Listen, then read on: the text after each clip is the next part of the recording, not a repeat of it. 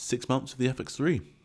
I had my doubts at first, but we finally made it. So today we're going to be taking a deep dive into what Sony's created. Let's get into it.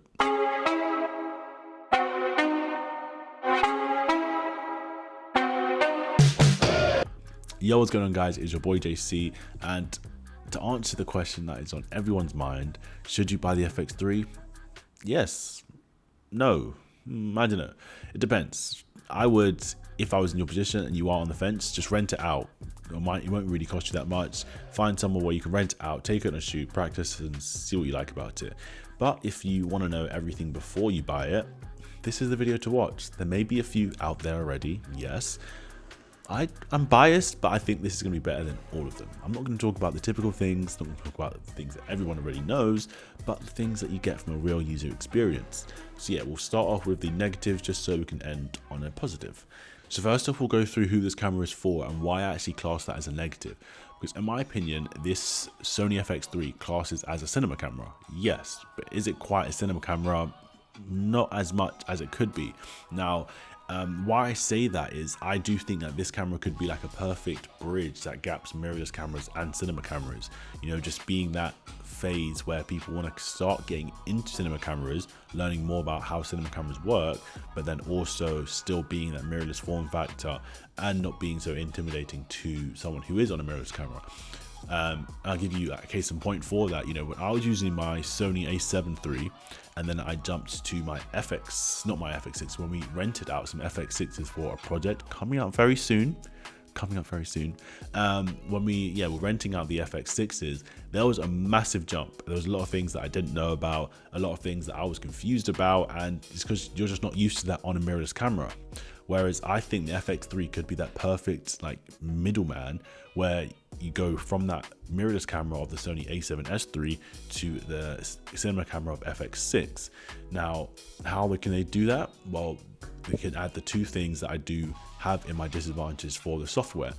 One being shutter angle and two being monitoring tools. A third could be loading LUTs, custom LUTs onto it, but I can get past not having that. But yeah, the two main things that for me were the biggest difference when I was actually using the FX6 was using shutter angle and just having more monitoring tools available without having to use an external screen. So shutter angle, if you don't know what it is, it's just essentially another way, and some people would say the real way to how you should control your shutter speed to match your frame rate. You know, they say typically just use 180 degree rule, and people kind of think of that as, okay, I'm shooting in 24 frames per second, so I'll make my shutter speed 48 frames per second. No, 1/48, but 180 degree rule actually came from the actual shutter angle. But yeah, this isn't a lesson on all of that. If you want to learn about that, just type in what is shutter angle and you'll find your answer. But yeah, the monitoring tools, so that includes just little things like waveform, not histograms really have that, false color, you know, just different things for you to properly check your exposure. Because especially in something like shooting S-Log3, everyone knows it's not the easiest to expose. You know, there's so many different things that you have to encounter. You know, people say typically it's overexposed by 2 stops, but then when you're monitoring that with the multimeter, it gets just a bit tacky with what your multimeter's focusing on, and then some things are blown out, and then shadows this, blah blah blah. It's not the most efficient. However, if you have other tools like waveform or false color, you can get your exposure nailed every single time. Now, I haven't really got that in this camera, so that is why these are in the negative points. And if they can be put in, because I do believe it does have the potential to happen, if they could be put in, then I think this could really just take this camera just into the next level where it's a real beginner cinema camera, and it is that step up from going from a typical mirrorless camera to a real cinema camera like the FX6. The other two things that I have in the negative are both hardware issues, which can't be fixed unfortunately, but they're just annoying things. One is the mic. So on the a7S III, when you swivel the flip screen, which is a great addition by the way, when you swivel it, it doesn't get in the way of where the mic is. But it's not the same in the FX3. For some reason, when you're swiveling, when you're going back and forth, you will hit the mic. It's a little bit lower, and the mic isn't lower, but the door for the mic is. It's like a bigger door, whereas the A7S3 has like just a one small door, literally just for the mic. I don't see why I couldn't do the same thing on the FX3. It's just, yeah, it's just a bit silly and it's a bit annoying when you are kind of going around, your mic's getting in the way, and it's, yeah, a little bit frustrating. And the other thing is the screen is quite small. And obviously it has to be small to fit on the mirrorless camera, but I do feel they could have just made it a little bit bigger from the amount of space that you have around the screen from when you're actually using it. I just feel there's more space that could be used just to really use all of the real estate possible, just, yeah, so you can have as big of an image as possible. But yeah, those are pretty much the only negatives that I personally find with the FX3. So if none of those things bother you, get the camera. It shoots great quality, has really nice colors, the files are very good to edit. But yeah, we'll get properly into the positives. But yeah, if those are the only things that are negatives, which they are in my opinion, only affect me, that's why I am very happy with this camera. So we will now get into the positives. Actually, one last dislike, top handle. Yeah, whoever made that, me and you need to have a little chat. I'm not sure what was going through your noggin there, if I'm being honest, because, you know, it works. Yes, it has the mic input. It's great. It's quite ergonomic. It feels nice in your hand. But where do you like properly mount a monitor to it without having a load of third-party accessories? Why, when I want to put it in a case, do I need to really pad it down because I don't want to break it? It's just not the best, in my opinion. It could be changed. Even if it was like the mic holder bit, if that could clip on and off, that would make packing it into a case, packing it into a backpack a lot easier and less likely to break. The actual handle bit, if they could just lower it, if I need it right here to show you, I'll overlay this B-roll. If this bit here could just move slightly to the side so it was flat on top, that way we could actually put a monitor right there at the end without having to have the monitor so high or mounted to the side. Just, yeah, in my opinion, this handle definitely could have been changed. It's great that it comes off the camera, and it's also great that you can have audio without the mic, which you can't do in the FX6. But yeah, the handle it needs a little bit of work, I'm not gonna lie. But yeah, that's it for dislikes, I believe. So we'll get into the positives. So the first one being video quality and file flexibility. This is just simply having 10-bit codecs. You know, having 10-bit is a complete game changer, especially coming from, you know, shooting everything on a Sony a7 III where everything is 8-bit and you try grade it and it falls apart. Looks like the 10-bit here, the colors, everything, it just works so well. Being able to change the colors so fluidly without anything breaking, it just, yeah, you need 10-bit. Once you go 10-bit, you can't go back. It's just, I didn't make the rules. It's just how it works. But yeah, so having that 10-bit footage is definitely a game changer. The quality on the A7 III, nope, it's not even A7. On the FX3 is, yeah, it's top notch. The customizability, now this isn't something that's necessarily new. It's on most cameras where you can have certain settings saved in like a custom mode. So you have like M1, M2, M3, for example. So I do like how on the FX3 you have 3 different modes.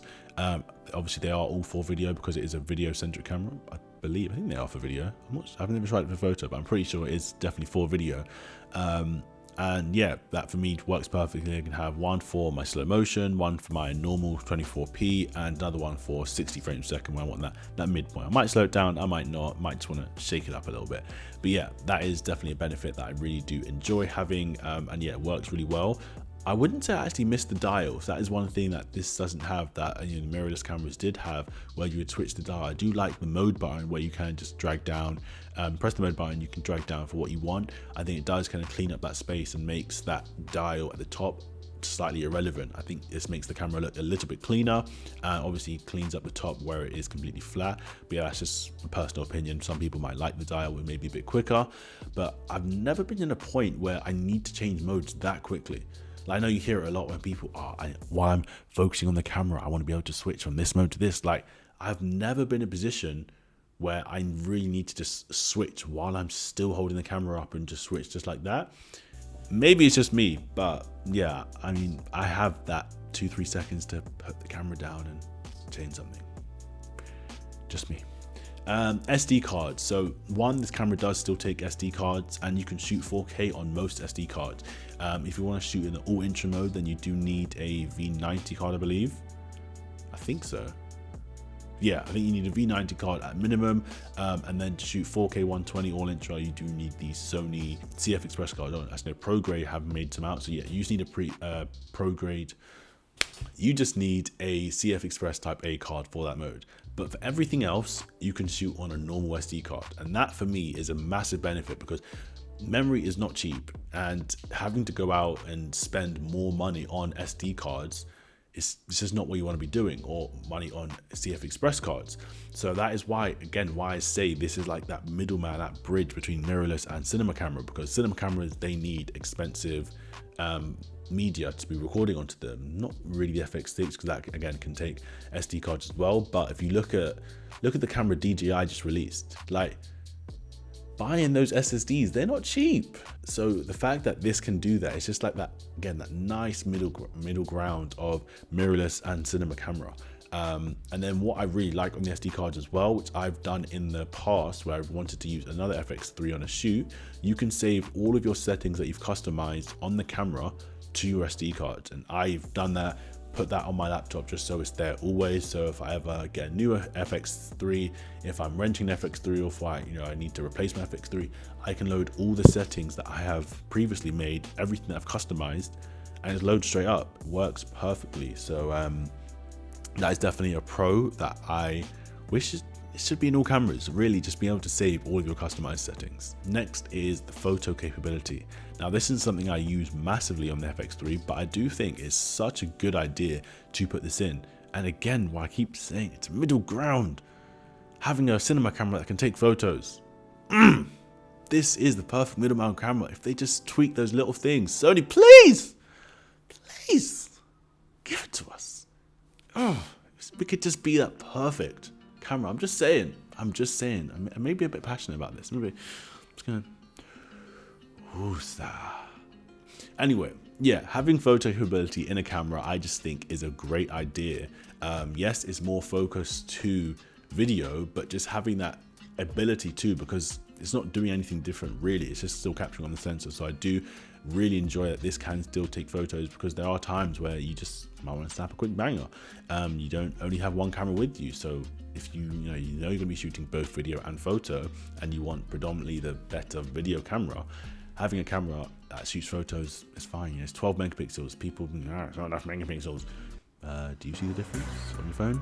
Do you see the difference on your computer? Nope.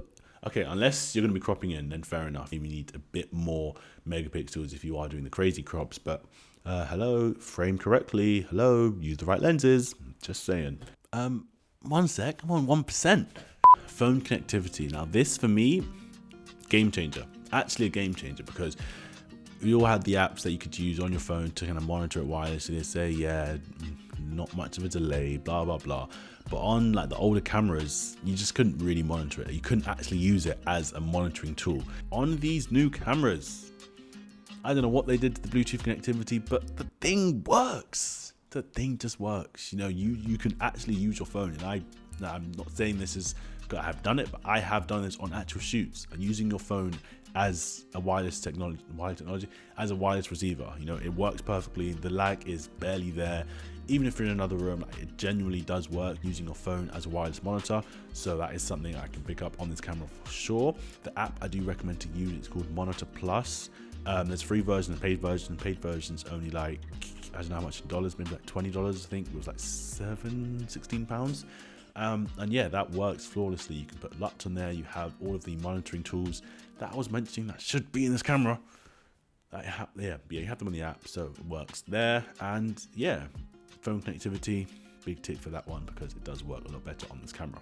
Dual base ISO, we all kind of know about that, 640 and 12,800. I'm breezing past it, but don't think that's not crazy, because 12,800, that's not some small boy ISO, I tell you that. That's seeing in the dark. Talking about an ISO as well, actually, I do like on this camera that you can actually go under the base ISO. Now, on the older Sonys, for example, the A7 III, when you're shooting in S-Log2, S-Log3, whatever it is, your ISO is locked 800. That's quite a high ISO, and if you want to go under that, you just couldn't shoot in S-Log. That never made sense to me. Yes, I understand, you want to shoot at the base ISO to get the most dynamic range, but there are times when you just want to drop the ISO just a little bit because you may not have an ND filter, or you may not want to use an ND filter, whatever the case may be. You want to change your ISO and make it a little bit lower. I do like now on this camera that if you are shooting S-Log3, which I am right now, you are able to drop your ISO just a little bit just to get the exposure perfect. Yes, you don't get the same amount of dynamic range, but do you really see the difference that much if I go from 640 to 500? And the last thing, and in my opinion is one of the best things on this camera, is the ability to lock your settings. So picture this. You're out on a shoot, really run and gun, you're shooting, let's say, a sports commercial. There's lots of movement, lots of action. The camera, wanted to get some nice handheld movement going, getting all the motion so the viewer can feel it. The movement is motivated by what your talent's doing. Everything's going well. Then you look back at your footage and you're like, crap, my shutter speed was at 1/13. You got flicker going on. It's just not working. This camera, click the button, settings locked. Click the iris button, aperture settings locked. Click the ISO button, ISO settings locked. So when you accidentally, brush a dial on the camera, or you brush a button accidentally, you change something, your settings won't automatically change. Your settings won't change because you can have a lock on them. That for me is just such a good idea. Again, why is it not in most cameras? It's just a great feature to be able to just go and lock your settings when you are shooting, so in the back of your head, I know my settings are locked in now. I'm not going to accidentally change them.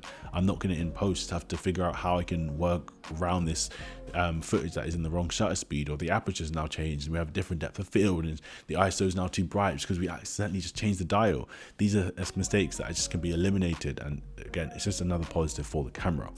So yeah, I think that's the main positives that I have of the camera. Obviously there are more things, but these are the kind of standout things for me. Obviously I've said all the negatives, but yeah, if you are on the fence about buying this camera, don't just listen to me. Don't just listen to videos you see online. Go out, rent the camera, see if you really do like it. See if you like the image. See if you like how the camera feels. Everything with there. But in my opinion, it's a good camera. So with that being said, if you have got a lesson, laugh, or a light bulb moment from this video, I would really appreciate if you drop a like down below. If you're feeling extra nice, you could hit the subscribe button. But with that being said, I will catch you in the next one. See ya.